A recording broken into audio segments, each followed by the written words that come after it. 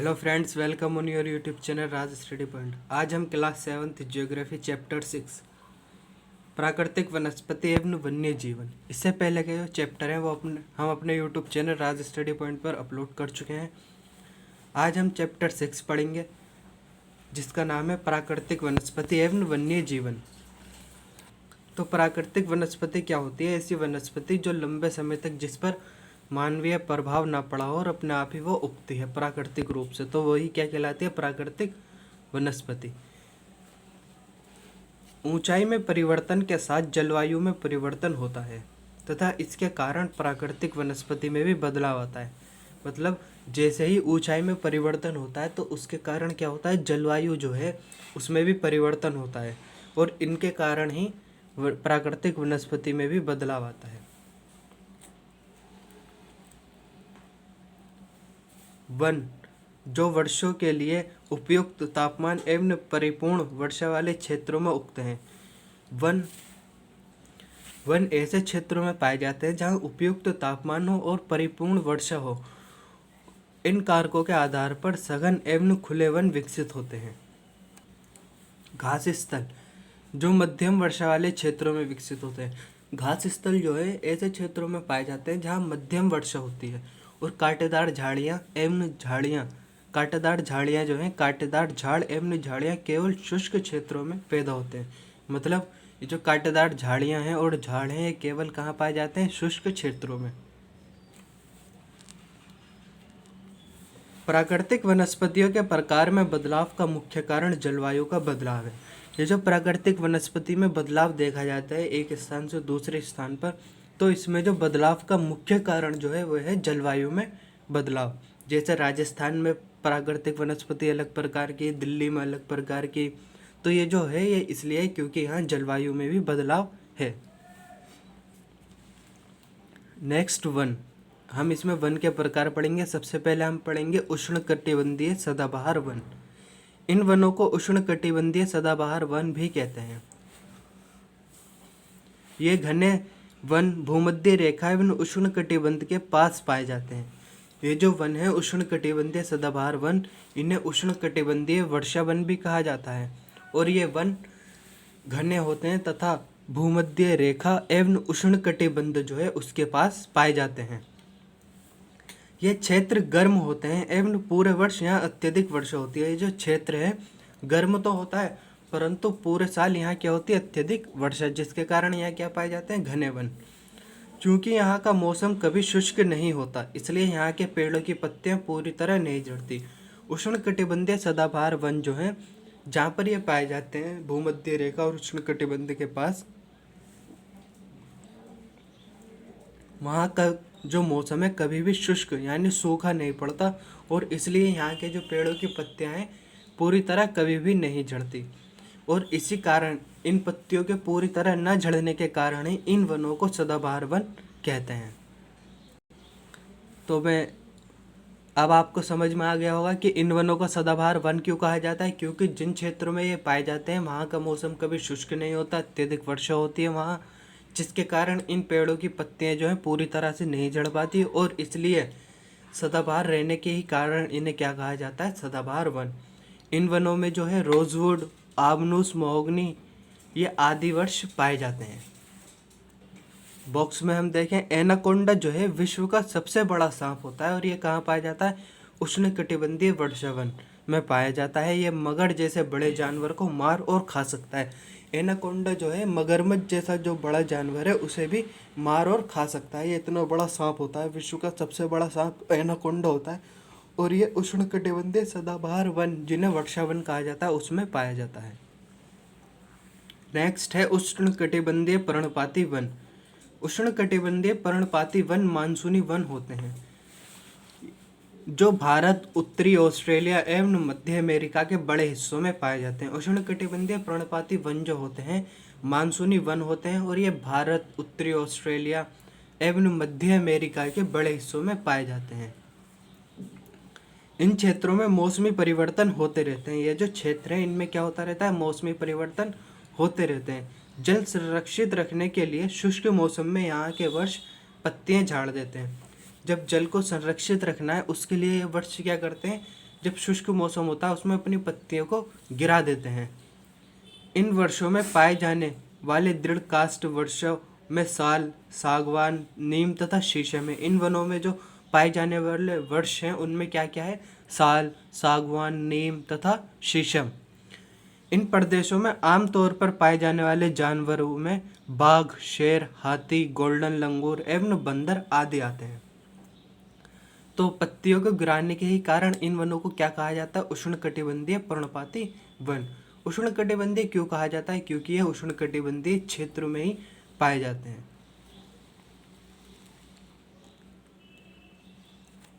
Next हम पढ़ेंगे शीतोष्ण सदाबहार वन। शीतोष्ण सदाबहार वन मध्य अक्षांश के तटीय प्रदेशों में स्थित है।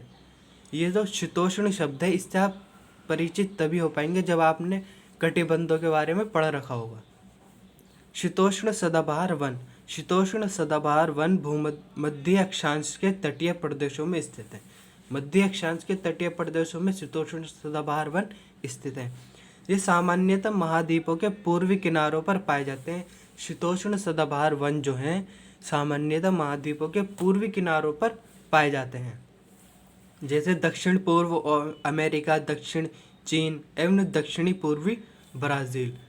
यहाँ बाज, चीड़ एवं यूकेलिप्टस जैसे दृढ़ एवं मुलायम दोनों प्रकार के पेड़ पाए जाते हैं।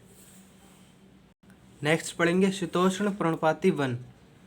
उच्च अक्षांश की ओर बढ़ने पर अधिक शीतोष्ण पर्णपाती वन मिलते हैं। जैसे ही उच्च अक्षांश की ओर बढ़ते हैं तो अधिक शीतोष्ण पर्णपाती वन मिलते हैं। ये उत्तरी पूर्वी अमेरिका, चीन, न्यूजीलैंड, चिली एवं पश्चिमी यूरोप के तटीय प्रदेशों में पाए जाते हैं। ये जो पेड़ हैं ये वन उत्तरी पूर्वी अमेरिका, चीन, न्यूजीलैंड, चिली एवं पश्चिमी यूरोप के तटीय प्रदेशों में पाए जाते हैं। ये अपनी पत्तियां शुष्क मौसम में झाड़ देते हैं।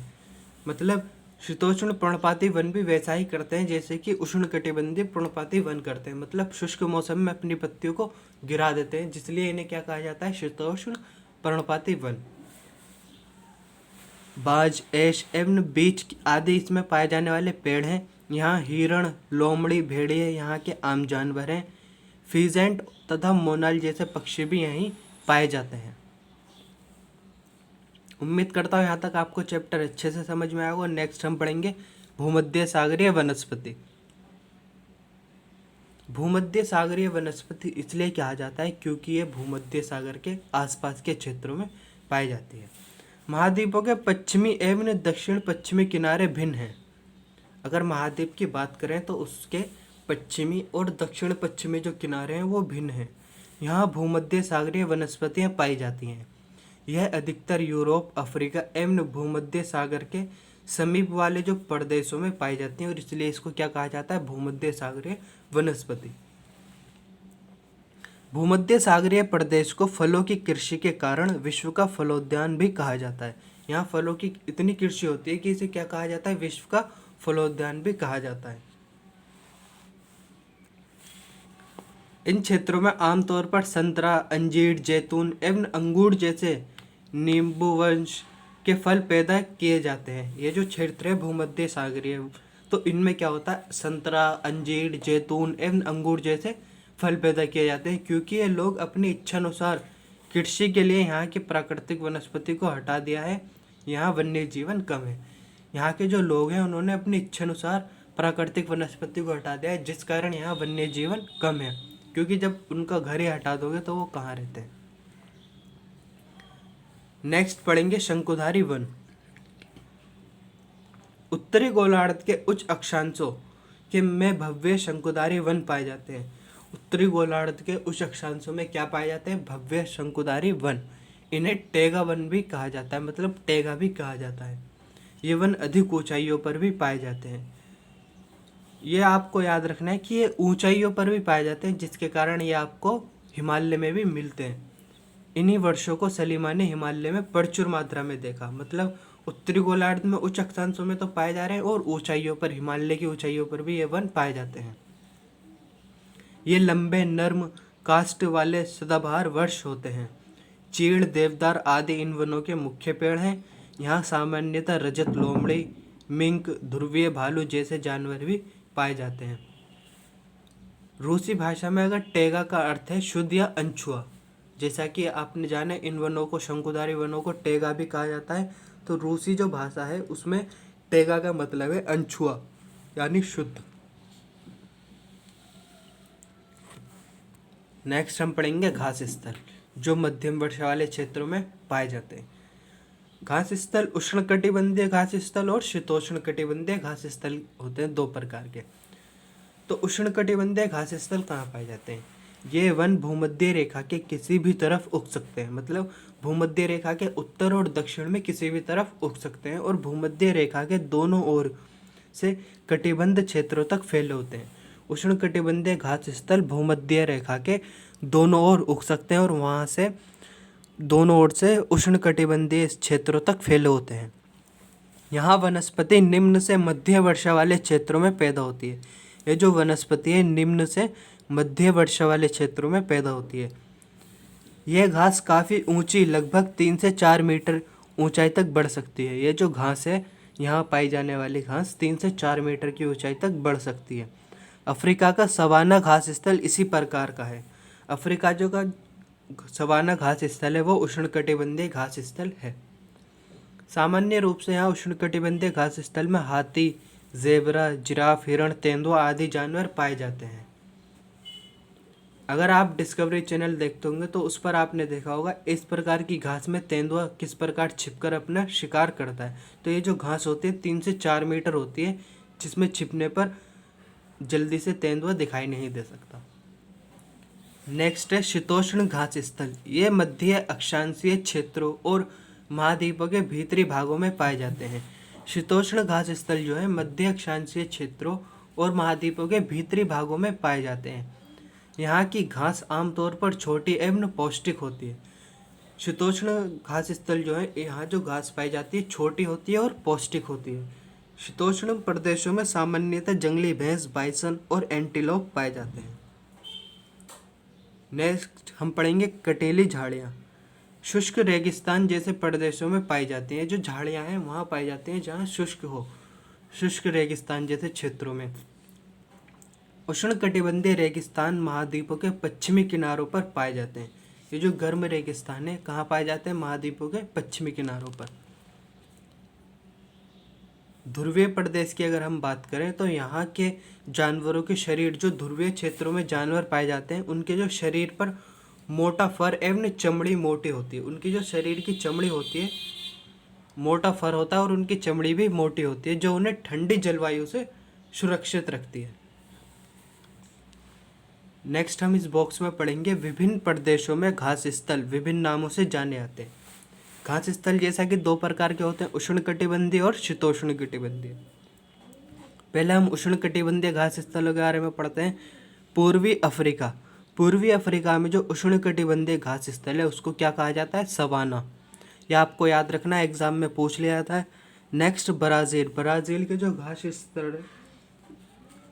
घास स्थल है उष्णकटिबंधीय, उसको कंपोस कहा जाता है। और वेनेजुएला के घास स्थल को लानोस। और शीतोष्ण कटिबंध की घास स्थल की बात करें, अर्जेंटीना का जो घास स्थल है उसे पंपाज, उत्तरी अमेरिका के प्रेरी और दक्षिणी अफ्रीका का वेल्ड, मध्य एशिया का स्टेपी और ऑस्ट्रेलिया का डॉन। तो ये चैप्टर हम फिनिश कर चुके हैं। मिलते हैं नेक्स्ट वीडियो में। वीडियो अच्छी लगी हो तो वीडियो को लाइक करें, अपने फ्रेंड के साथ ज़्यादा से ज़्यादा शेयर करें। और अगर अभी तक आपने हमारे यूट्यूब चैनल को सब्सक्राइब नहीं करा तो हमारे यूट्यूब चैनल को सब्सक्राइब करें, साथ में बेल आइकन का बटन प्रेस करें। Thank you. मिलते हैं नेक्स्ट वीडियो में।